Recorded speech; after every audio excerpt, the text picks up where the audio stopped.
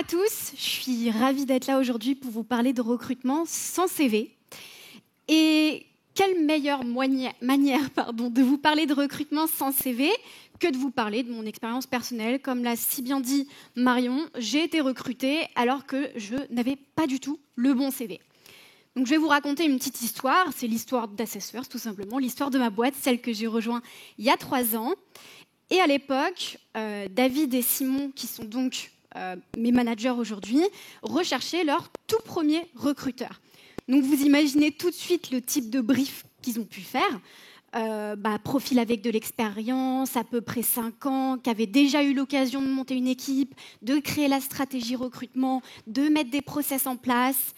Et imaginez qu'à ce moment-là, ils soient tombés, pas du tout, sur ça.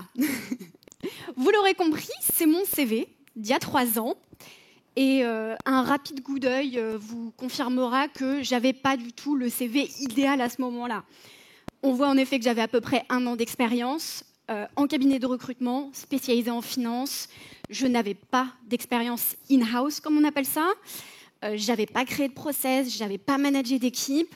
Donc, aucune raison de me recruter sur la base de mon CV. Et c'est d'ailleurs exactement ce qui s'est passé, puisque mon manager m'a avoué, après que je rejoigne les effectifs, que dans le cadre de sa toute première recherche en sourcing sur LinkedIn, il était tombé sur mon profil et il m'a écarté. Tout simplement, je n'ai pas été retenue. Donc, coup de poignard dans mon ego. Mais comme vous pouvez le constater, je suis aujourd'hui chez Assessfirst, ça fait 3 ans, ça se passe super bien. Et donc, l'objectif un petit peu de cette presse, c'est de vous expliquer du coup comment est-ce qu'ils ont fait pour apprendre à me connaître, comment est-ce qu'ils sont allés au-delà de mon CV pour comprendre pourquoi moi, avec ma petite expérience, je pouvais créer la stratégie de recrutement chez Assessfirst. Mais avant tout ça, attardons-nous 30 secondes sur qu'est-ce que c'est concrètement le CV. Le CV, pour le recruteur, c'est un bout de papier qui va vous donner des indications assez superficielles sur le candidat, sur son expérience professionnelle, ses compétences, mais au final, vous n'en savez pas grand-chose ni sur sa personnalité, ni sur ses motivations. C'est quand même particulièrement limité. D'autant plus qu'avec le volume de candidatures qu'on gère au quotidien, avec le volume de candidats qu'on doit rencontrer, le peu de temps qu'on a, on se fait souvent accompagner d'outils d'automatisation, notamment des ATS, pour faire beaucoup plus de volume en très peu de temps. Pour le candidat, le CV, c'est quand même une prison. C'est un moyen d'expression qui est extrêmement limité. Il n'a pas toute la place pour faire preuve de créativité et vous montrer qui il est, alors qu'il aimerait pouvoir vous montrer ça. Aujourd'hui, on est même arrivé à un stade où faire un bon CV est devenu une compétence. Voilà où on en est. La seule place qu'il a aujourd'hui en termes d'originalité, de créativité, pour vous dire qui il est, ça va être de souligner un titre en rouge, de mettre un petit emoji ou de mettre des logos. Super. Bon, ça ne vous donne pas d'indication complémentaire non plus. Donc concrètement, le CV, aujourd'hui, soyons honnêtes, on n'y prend pas du plaisir. Pour le recruteur, on passe 3 secondes dessus, on passe au suivant, c'est chronophage, c'est pas intéressant. Pour le candidat, c'est extrêmement chronophage aussi. Il est obligé de le personnaliser pour chaque boîte à laquelle il va postuler, ou peut-être pas. Mais c'est du plaisir pour personne aujourd'hui de faire de l'étude de CV. D'autant plus que, je suis obligée de passer par la case data, il y a des études qui démontrent très clairement que l'expérience professionnelle, le fait en tout cas d'avoir de l'expérience professionnelle, ça ne va pas garantir le succès dans l'entreprise. C'est même corrélé à moins de 10%. Ce que je veux dire par là, c'est que ce n'est pas parce que j'ai été recruteuse 5 ans par exemple ou pas auparavant que dans une nouvelle boîte, ça va bien se passer. Parce que ça ne dépend pas du tout de ça. Des candidats, vous en rencontrez tous les jours. On en rencontre tous les jours. Vous êtes RH, vous êtes recruteur. Vous voyez bien que le marché, il évolue, que les attentes candidats, elles ne sont plus les mêmes.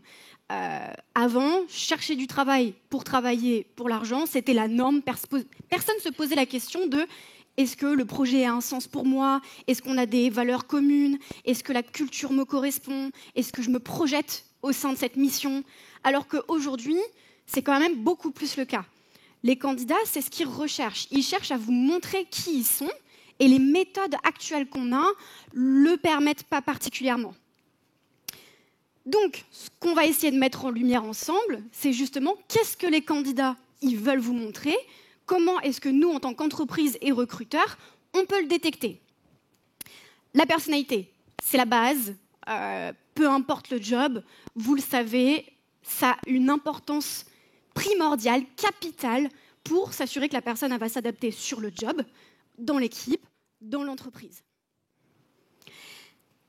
Je sais pas, il y a eu un petit bug. Et ça a de l'importance. Tout de suite, on se dit, par exemple, pour le job de commercial, ça fait sens, en effet, un commercial qui est plutôt sociable, qui a du bagou, un bon niveau de leadership. Mais en fait, ça ne s'arrête pas uniquement à ce job-là. Ça a de l'importance pour être un bon recruteur, ça a de l'importance pour être dans le marketing, dans le développement. En fait, tous les jobs sont concernés par la personnalité. Donc, on va faire un petit exercice ensemble. Là, je vous présente un questionnaire de personnalité, typiquement, et je vais vous demander, encore une fois, vous allez devoir participer, laver la main, tout ça, et sélectionner l'option qui vous correspond le plus. La maxime qui vous tient le plus à cœur, on s'enrichit toujours du point de vue des autres, on réussit n'importe quoi à force de persévérance. Peut-être que vous aurez du mal à choisir, c'est normal, mais je vais quand même vous obliger à faire un choix entre les deux. Qui se projette davantage sur on s'enrichit toujours du point de vue des autres? Levez la main. Ok. Et on réussit n'importe quoi à force de persévérance. Ok, donc on est plutôt sur un résultat équilibré. On fait une deuxième question pour tester. Si j'en avais la possibilité, je préférerais échanger régulièrement avec un grand nombre de personnes ou intervenir sur une multitude de projets. Qui pour la première? Ok, et qui pour la deuxième? Pareil, on est plutôt sur équilibré. On entend une troisième. Ça, je vous promets, c'est fini après. Ce pourquoi je suis la plus D, convaincre et faire passer mes points de vue ou établir de nouvelles relations. Qui pour la première? Qui pour la deuxième? Ah là, on a quand même une petite majorité pour celui-ci. Et là, si je vous disais que c'est bon, je vous connais, je sais quelle est votre personnalité. Vous me diriez, Aurélie, c'est sympa, mais tu dis de la merde. Et c'est le cas. Et il est évident qu'avec 3 questions, je ne vous connais pas. Je ne sais pas qui vous êtes. Et d'ailleurs, l'objectif, c'est pas qu'avec les 90 questions d'un questionnaire de personnalité, je vous connaisse comme si on était potes depuis 10 ans. L'idée, c'est qu'on ait des billes, des premières informations sur les tendances de la personnalité du candidat pour pouvoir avancer ensemble. Alors évidemment, il y a des tests de personnalité aujourd'hui pour évaluer la personnalité d'un candidat, mais il y a d'autres solutions qui existent. Ça peut être des entretiens visio-différés, ça peut être des plateformes par exemple comme Atypical, qui est une solution qui va anonymiser les candidats et leur permettre de présenter leur personnalité, leurs ambitions, leurs motivations au travers d'un mapping. La deuxième chose que les candidats veulent vous montrer et qu'ils n'ont pas moyen de le faire aujourd'hui au travers du CV, c'est leur motivation. Qu'est-ce qu'ils attendent du monde du travail? Qu'est-ce qu'ils veulent faire au quotidien? Là, vous n'allez peut-être pas comprendre où je veux en venir, mais je vais vous parler d'un capitaine de bateau pirate. Quand je dois donner des cours aux étudiants ou que je dois former des clients, je leur fais cet exercice pour qu'ils comprennent à quel point la motivation est déterminante et importante pour bien s'intégrer, bien réussir dans une entreprise et sur un job. Donc on va prendre le capitaine de bateau pirate. Quelles sont, d'après vous, les compétences principales pour être un bon capitaine de bateau pirate? Vous n'êtes pas obligé d'intervenir, j'allais le faire, mais si quelqu'un a une idée... Quelqu'un se sent inspiré? La confiance, oui. Ouais, la confiance peut en être une, absolument. Est-ce que quelqu'un d'autre se sent inspiré? L'appât du gain, ouais. Leadership, navigation, j'ai l'impression. Donc oui, tout à fait. Vous avez déjà mis de très très bonnes idées. Déjà, on va s'intéresser aux hard skills. Quelqu'un qui sait naviguer, quelqu'un qui sait nager, typiquement. Quelqu'un qui sait s'orienter grâce aux étoiles et qui sait conduire un bateau. On va s'intéresser aussi aux soft skills. Le leadership pour embarquer son équipe, la capacité de communication, tout ce que vous voulez avec.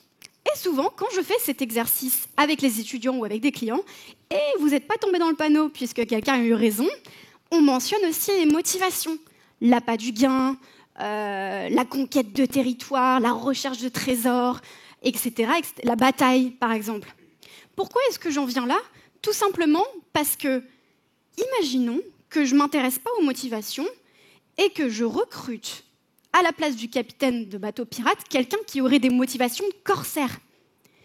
Un corsaire, généralement, c'est quelqu'un qui est au service du roi, qui est plutôt là pour la justice, pour l'honneur, pour servir sa patrie. Imaginez qu'avec ces motivations, je le mette à la place du capitaine de bateau pirate, et inversement. On est sur un échec total de recrutement. Ça ne fonctionnera pas. Donc c'est important de cumuler la personnalité et les motivations pour être sûr qu'on va ensemble dans le bon sens. La motivation, aujourd'hui, comme je vous disais, il y a Atypical, il y a des questionnaires, il y a des outils qui existent. La troisième chose aujourd'hui que les candidats ils aimeraient vous transmettre, et ils aimeraient en tout cas que vous vous intéressiez, c'est leur capacité. Quand je dis capacité, c'est leur capacité de raisonnement, c'est comment est-ce qu'ils vont apprendre, qu'est-ce qui les intéresse, de quelle manière est-ce qu'ils vont apprendre aussi. Je vous donne un exemple juste après de comment est-ce qu'on peut évaluer ça. L'idée, c'est de s'intéresser à leur style d'apprentissage, parce que tout le monde, dans les faits, n'apprend pas de la même manière. Typiquement, voici un petit exemple de ce que c'est qu'un test d'aptitude. Ce n'est pas un test de QI, je vous rassure, mais bon, vous aurez fait le calcul rapidement, je pense que la réponse se trouve, vous mettez le 4, le moins 1, on tombe sur 3, 1, 2, 3, 4. Avec ça, je vais pouvoir avoir des idées sur comment le candidat y réfléchit et comment il apprend. Pourquoi? Imaginons qu'on est sur des modules un peu plus complexes, et ce qui va être dans la spontanéité, la rapidité, quitte à faire des erreurs, c'est pas grave. Ou alors, justement, est-ce que c'est quelqu'un qui va faire attention, qui va prendre du temps, qui va vraiment envisager toutes les solutions possibles avant de prendre sa décision, parce qu'il veut être sûr de ne pas faire une erreur. Mais ça, c'est des indicateurs très importants pour savoir, OK, s'il est onboardé dans cette entreprise, comment est-ce qu'il va monter en compétences? Comment est-ce que nous, on peut adapter aussi son onboarding et sa montée en compétences? Et là, vous me dites, ouais, bon, c'est sympa, on connaît la personnalité, les motivations, les aptitudes du candidat, mais Aurélie, moi, je ne recrute pas des personnes qui ne connaissent pas le métier. Et vous avez raison, je comprends qu'aujourd'hui, tous les métiers ne puissent pas être recrutés sur la base strictement de la personne. Il faut aussi des compétences métiers. C'est quelque chose qui est évaluable avant.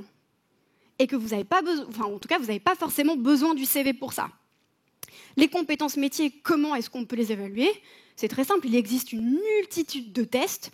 Les tests techniques pour les développeurs, comme des plateformes coding game, typiquement. Vous avez des jeux de rôle. Nous, dans nos process de recrutement, nos candidats, peu importe le métier, vont faire des échantillons de travail, de création de contenu pour du marketing, de jeux de rôle commerciaux pour les commerciaux, à faire de la chasse pour les recruteurs, etc., etc. Ce qu'on attend d'eux, c'est pas qu'ils nous en parlent, c'est qu'ils nous montrent. Autant faire de l'objectif et pas du subjectif. Ce sera beaucoup plus fiable. Et là, pareil, je pense qu'il y a une nouvelle inquiétude qui se crée pour vous.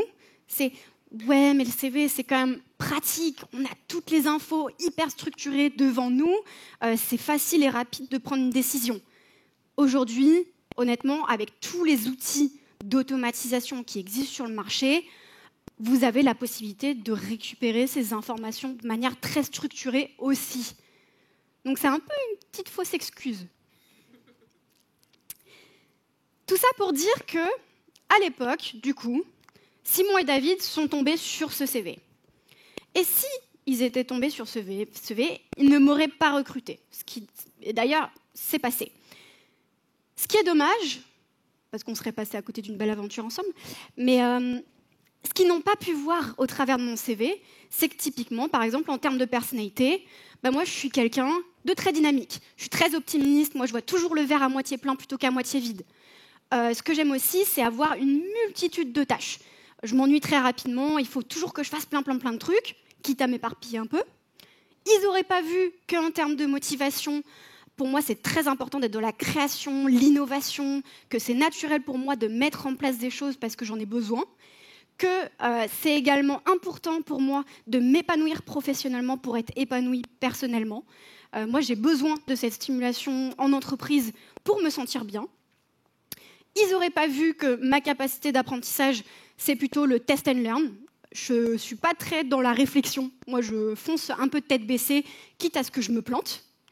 Et ils n'auraient pas vu que, en l'occurrence, j'ai déjà fait des choses en cabinet. Tous les outils d'automatisation, de scrapping, sourcing, c'est des choses que j'avais déjà mis en place quand j'étais en cabinet. Mais ça, mon CV ne le montrait pas. Ils ne savaient pas que j'avais déjà commencé à me renseigner auprès de communautés comme LEDR, comme Recruiters Kitchen, pour essayer d'apprendre des nouvelles méthodes de suppression de biais, d'entretien structuré, etc. Ils n'auraient pas découvert qu'au final, mon profil, malgré ma toute petite expérience, pouvait convenir à leurs besoins. La finalité de tout ça, c'est pas juste de vous raconter mon histoire, même si c'était très intéressant, c'est aussi de vous expliquer que recruter autrement que par le CV, ça existe aujourd'hui, c'est possible, c'est pas une chimère qui semble impossible, c'est possible, et surtout, ça va vous servir, en termes de marque employeur, apprendre non, j'ai inversé les mots. En termes de marque employeur, parce qu'aujourd'hui, vous allez répondre aux attentes des candidats, c'est-à-dire qu'ils puissent vous montrer un petit peu plus d'eux. Ça va vous servir aussi en termes de diversité, évidemment, parce que vous allez pouvoir avoir des profils qui, sur le CV, vous auriez pu immédiatement écarter. Et honnêtement, j'en reviens encore à Assess First, mais on est plutôt un bel exemple à ce niveau-là, parce qu'on a des profils qui nous ont intégrés, qui, sur le papier, n'avaient pas vraiment le parcours, moi y compris. On a des profils militaires, on a des profils danse professionnelle, profs de guitare, bref, des personnes qu'on n'aurait pas forcément imaginées, qui aujourd'hui viennent alimenter cette diversité et tout un tas d'autres choses. C'est tout pour moi, merci de m'avoir écouté.